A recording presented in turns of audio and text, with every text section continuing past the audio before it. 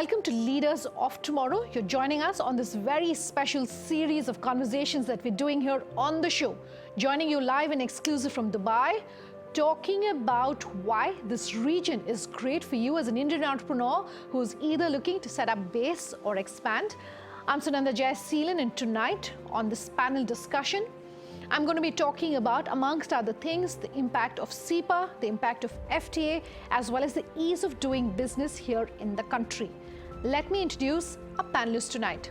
Suresh Kumar, Chairman IBPC, Paras Shahdadpuri, Chairman Nikai Group of Companies, Sanjeev Dutta, ED Commodities and Financial Services, Dmcc.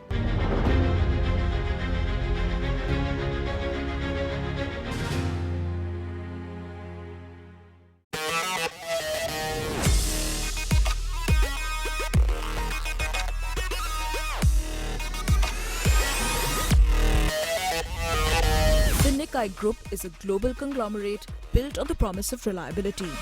The group has business interests in electronics and appliances, information technology, general trading and food. Led by the visionary and diplomat turned entrepreneur Paras Shahdadpuri, the Nikai Group of Companies has grown into an international operation.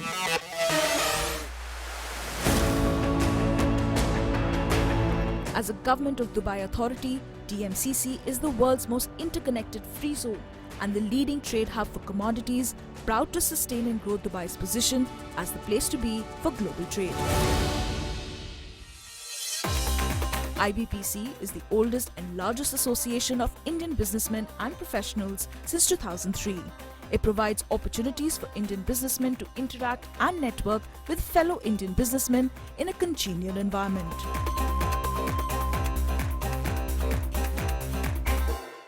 Gentlemen, thank you so much for taking the time to join us for this very special panel discussion. I mean, we do so many panel discussions on the Leaders of Tomorrow, but to be here in Dubai, speaking with experts like yourself face to face, some of whom have come on the show previously, it's such a pleasure. So thank you once again for your time.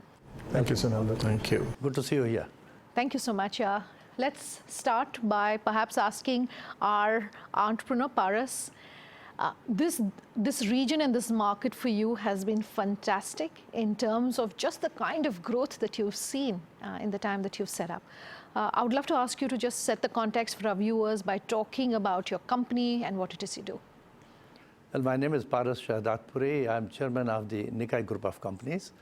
We deal in electronics, FMCG, digital transformation solutions, staffing, outsourcing, and logistics, etc. I came here in 1987 when the population of this country was about 1.5 million only. Today it is 10 million. The GDP was 36 billion. Today it is $450 billion. So that's the transformation. I consider this place as a very miraculous place.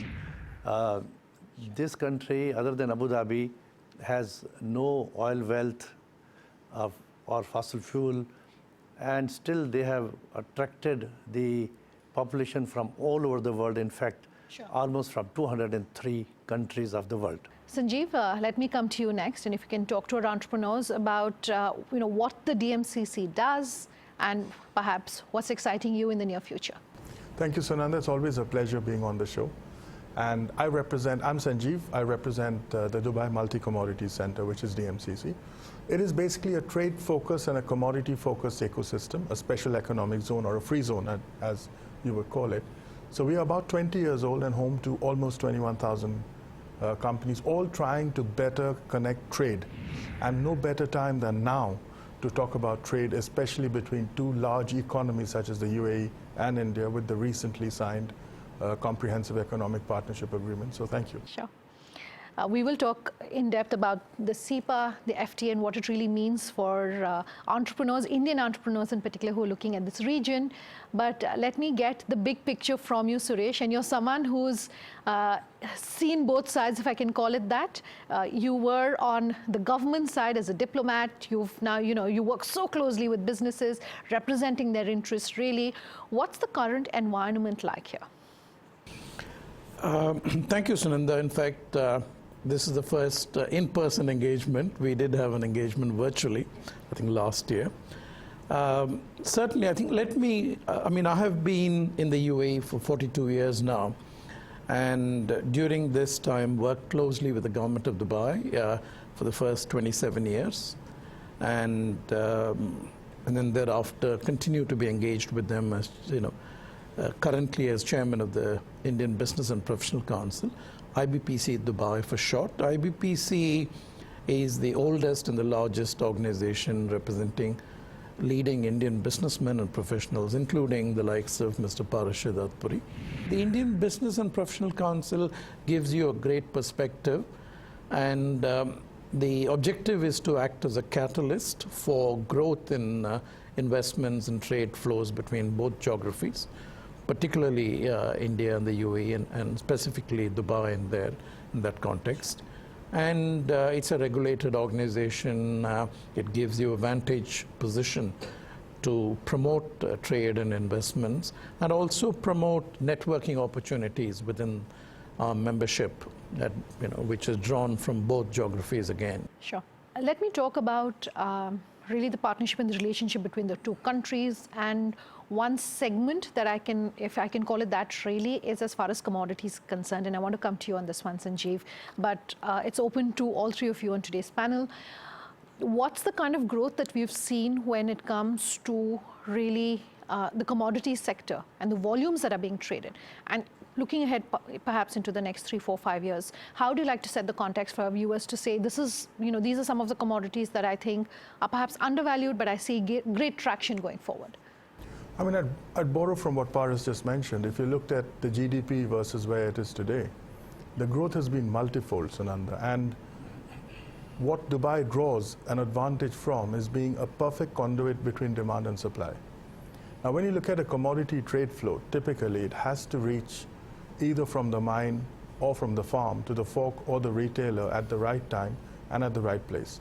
And if you see Dubai's strategic location, we have access to about 65% of the world's GDP with a 4 or 5 hour flight radius. All of this underlines why Dubai is so important when it comes to, either a supply chain into India or a supply chain out of India. And, we see that as a large market. Now, if you look at the stratification in terms of commodities, and you talk of the agri-commodities, tea and coffee, for example, I draw upon tea. Now, tea, without growing a single kilogram in the UAE, we are the largest re-exporters of tea with up to a 60% market share. And that's where our tea center becomes very strategic in terms of serving the local market, whether it is multi-origin blending, whether it is feeding larger markets, or whether it becomes a stocking point. And that's the exact concept we're borrowing even for other agri-commodities. Now, fast forward into the precious metals and stone sector. So we are home to the Dubai Diamond Exchange, for example, and now we are the largest rough trading center. But being the largest isn't important. Yeah. What is important is being the largest with a purpose. And the purpose obviously is to feed a large polished market such as India. So I believe with the introduction of CEPA further reducing tariff, you are looking at a 60 billion bilateral trade, US dollars, moving to 100 billion, which is a 67% rise.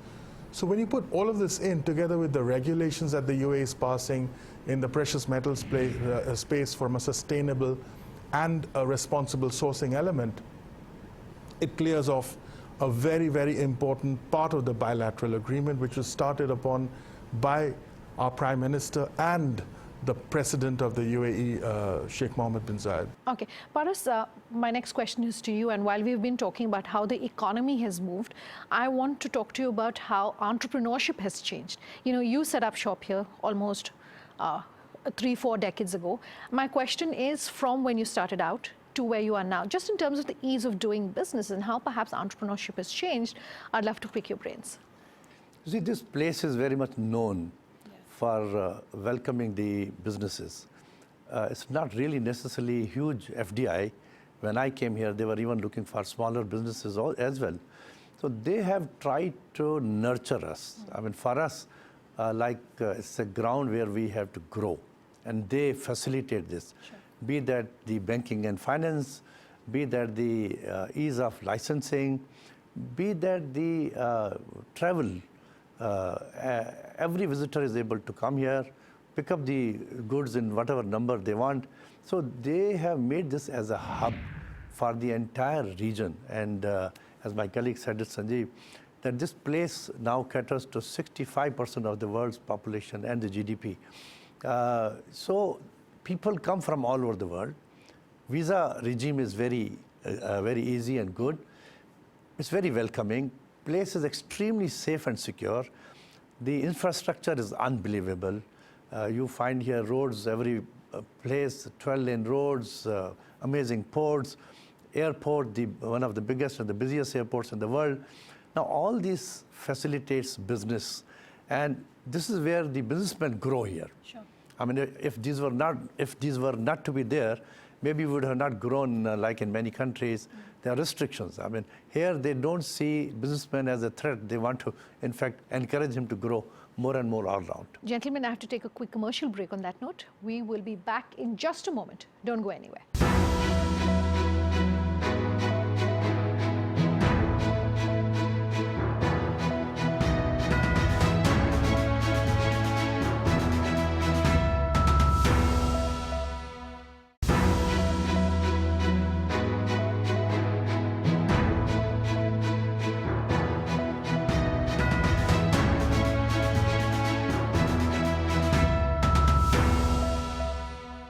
Welcome back. You're with us here on Leaders of Tomorrow, joining us on this very special series that we're doing live from Dubai.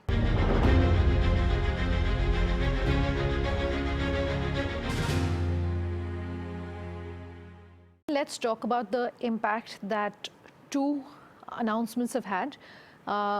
Recent, but in the making for a while, as far as Dubai, UAE and India are concerned. And first and foremost, I want to talk about the SEPA. Early days yet, but it's interesting to note a couple of things about just this announcement. One, it was agreed upon and signed in a record 3 months from what I understand. And India is the first country that this region has signed the SEPA with and using it as a blueprint of sorts for other countries that it wants to sign it with. And first, this question is coming to you, Suresh.